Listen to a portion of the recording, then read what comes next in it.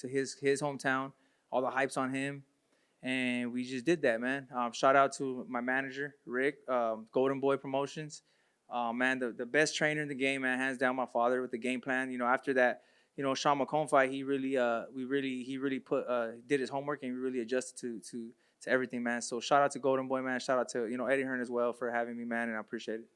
And in terms of your father, you said to give him his flowers. Just talk to me about the game plan tonight. What was kind of the thought process going into tonight? Yeah, man. Like I said, growing up, I always wanted respect, and that's something that me and my father haven't gotten in this sport. After everything we've done, and now my father can say he's a champion coach. And in the game plan, man, people don't understand what we do. We're in Big Bear, isolated. It's the altitude, the solitude. It's not easy. Being away from. I missed my daughter's birthday. It was the 10th. I was out here. I missed. I do that. You know what I'm saying? And that's why I knew I was gonna come out victorious, because I just sacrificed so much, man. And shout out to Pops, man. He trust me, this guy is crazy about boxing, man, and his game plans are crazy, man. So shout out to Pops. Thank you. And were you worried when you were waiting for the last scorecard when you knew it was one apiece? Yeah, man, I was fucking worried. I was like, dang, man, you can't take this from me, man, because I just felt so good. I didn't feel him land anything significant, like nothing, like I didn't feel no disrespect, I just didn't feel nothing that they gave me worried about, and I'm so glad that the referee seen that it wasn't a knockdown. He hit me in the maybe he touched me in my body, but it was a trip, so man, look, shout out to Jack Catterall, man, one heck of a fighter. Shout out to Manchester, man, you guys are amazing out here. The crowd was electric. What's next? I've seen you tweeting about TEOFIMO Lopez, saying he's ducking. How likely is it that you can get that fight? I mean, it looks like he's 1 week he's doing something, then the next week he's doing something else. Man, Rick, how long have we been trying to get him? I'm going to text TEOFIMO tonight, and I'm going to text Keith Conley. I'm going to call both of them. I'm going to text TEOFIMO tonight when we get in the car. I'm going to call his manager, Keith Conley, who I know is a good guy. And then I'm going to be in Saudi next week for Virgil Ortiz's fight, so I'm going to tell Turkey face-to-face, let's put this fight on in Alcatraz. All this Alcatraz talk, well, that WBO belt has been in Alcatraz for 3 years. So it's only fitting that Arnold fights TEOFIMO at Alcatraz like they're talking about, but we're not going to waste any time. We'll know by Monday morning. Yeah, I've been number one in the WBO for 2 years. He's been able to pick whoever he's wanted, for the past 2 years, and he's picked guys that have 7 losses. He hasn't fought anybody in the top 1 or 2. I don't think he would have fought me or Jack. I think he vacates the belt. We were with Top Rank, the same promoter, for about 2 years, 3 years, and he didn't want to take the fight. Is there any chance of if that fight doesn't happen to rematch Jack? Would that be a fight you'd look at? Oh, no, man. There's no reason to come back out here and fight him unless he gets a belt or something. Because we're on to the next level, man. We're on to something else. You know what I mean? There's no reason to fight him again. Not now.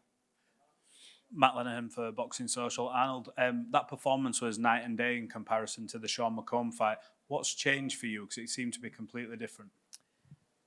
This man right here. Totally different fighters. I mean, you got to give credit to Sean McComb. He went and put up a hell of a good performance. Tall, lanky, great boxer. A lot of people don't want to fight him. That's the reason they don't want to fight him. But I mean, like I said, we never turned down any opponents, and we just move on to the next guy. Arnold, if you can't get TEOFIMO Lopez next, what is next for you? Is it just biggest and the best fights? You look obviously to unify. If you can't get that fight, what is the next option? Well, I'm definitely gonna be looking to unify and get the biggest fights, but I know this psychopathic, bald-headed maniac right here next to me, to the right, is gonna find something big. Trust me, man. You see Ramirez is fighting Haney, so it's something big's coming next, man. We don't know what it is yet. We gotta wait for TEOFIMO Lopez, to see what he wants to do, and we'll see what happens. Regan Slaymaker for Not Just Boxing. Arnold, I mean, how does it feel to get such a big away win as well? You didn't do this back at home. You done this in Manchester away. It must be a nice feeling. Man, it's the best feeling in the other than getting baptized, my kids being born is probably this next best feeling.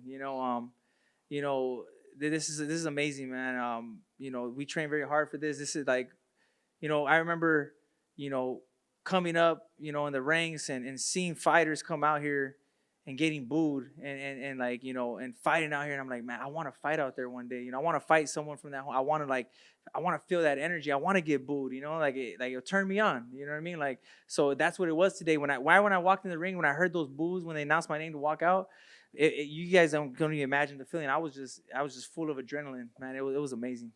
Look, nights like this restore faith in the sport of boxing. The stage was set for all of us to see in a close fight. It go this way, that way. When their feet got tangled up in the middle of this fight and it looked like a knockdown and that ref did what was right, my faith in this sport was renewed. That's all I can tell you. And to put it in another perspective, he quit his job, his union job in L.A., and he chased his dream with a family, everything else. And from that point, had the hardest road you can imagine. And look, I'm an aggressive manager to a fault at some points.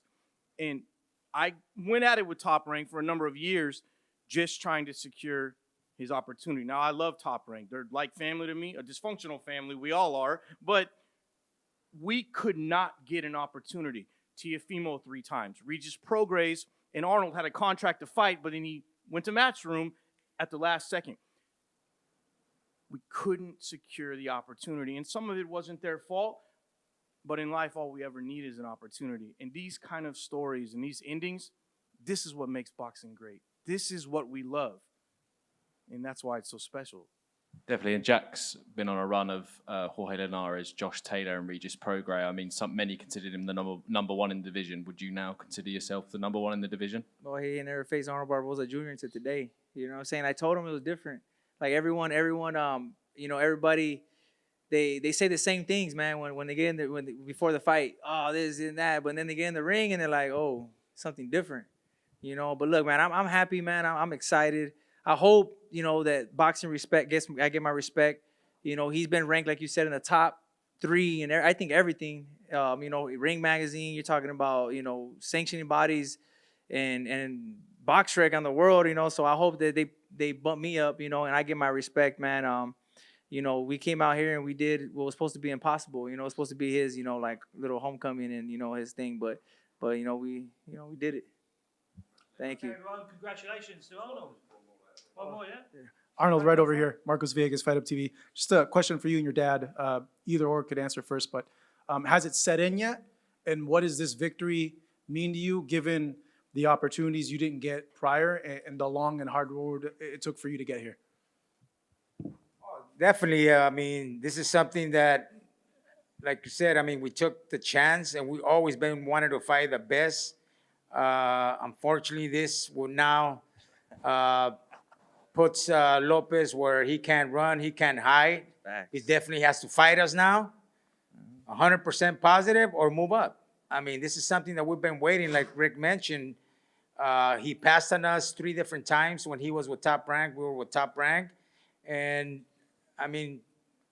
that's the reason we left Top Rank, because, they couldn't provide the fight. It's not their fault, but this is definitely puts us, that's the reason we took this fight, because this will put his back against the wall. And Marco, let me tell you something, because this is very interesting. Arnold didn't have to fight Jack. Arnold could have made the same amount of money fighting the guy 10 times less risky. And his answer to me was, don't even say that again to me. I want that fight. So it makes it even more special, from that standpoint, because like he said, Jack was the guy right now. In this fight with 10,000 people and a well-promoted fight from Matchroom and the environment, it just doesn't get any better. Yeah. I remember, when Rick said, he's like, hey, you can fight at home in LA, main event the same day, same amount of money, with this guy, and I was like, bro, nah, we got to go to the UK, and Oscar said, hey, that's where people like champions become great, to go take that risk and do that. So we did it. I'm very confident. Like, that's why, when people were saying, oh, I sold out, but bro, I didn't sell out. You know what I'm saying? Like, I'm here because I believe in myself. I'm here because of the training that we do. If you guys see the training camp that we have, man, we're in a cabin with like 7 guys just having fun. You know what I mean? And it's all work. You know what I'm saying? It's work fun, man. And man, you know, shout out to the team, man, everybody, man. You know, shout out to Kadosh Recovery, man, to Chef Tunes, my sparring partners, man, Brian Samaripa, you know, and Daniel, man. Shout out to you know, Jose De La Torre, man, Jesus Lopez, Don Chewy, my mentors, man. Shout out to the whole squad, man, because you know what, man, they all contributed. If you sum them up in one word, Marco, and you described a fighter, because we all can pick a fighter and pick a word. Disciplined is Arnold Barboza, in and out of the ring. And I've got 18 different fighters. I've worked with many people, many scenarios. He's one of the most disciplined peoples in and out of the ring I've ever seen. Doesn't drink, doesn't smoke, doesn't party, doesn't go out. He lives in the gym year-round. It's a rare thing nowadays with what we all see in the sport. And today he was rewarded for that. And then it's funny because after my last fight, my dad's like, take 2 weeks off. I was like, nah, bro, I'm taking a week off. We're fighting for time off, and he's like, well, just take a week then and come back. I was all right. I'll take a week off, you know. But I still in that week off, man. I'm still in the treadmill running, you know. I wake up at 5:30 in the morning every day, and this guy's calling me. I know he's up, you know what I mean. So we have our conversations in the morning, man. At 5:30 in the morning, like some crazies. He really is up around 5 a.m. every day. I get up at like 4:30 and work because you deal with people all over the world, so the time zones are different. But he's up every single day.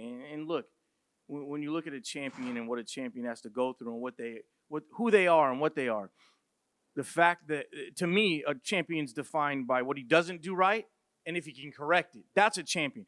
And when his dad put together these game plans and comes back, and Arnold makes the adjustments, and he does it, he corrects the mistakes, that's what a champion is. That's the definition of a champion to me. And I think he showed that tonight. There's no way anyone can say a single word after a performance in Manchester against Jack Catterall like this. There's nothing you can say. And also, you know, one thing that I got from Don Chewy and you know, Jesus and you know and a former unified champion, Daniel Roman, was I remember he told me when he was champion, he's like, hey bro, like, you know, it was hard to become champion, but it's even harder to keep it. You know, he's all because you gotta, you know, you gotta think about it. Your next fight is gonna be someone that's working just as hard like you were working to get the belt. You know, so that stuck with my mind. We're gonna continue working. We're gonna train harder than ever. We're ready for the next one. But there's one exception to that.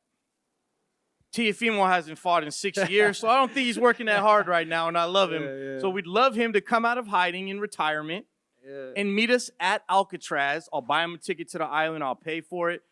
But we need to see TEOFIMO at Alcatraz. We do.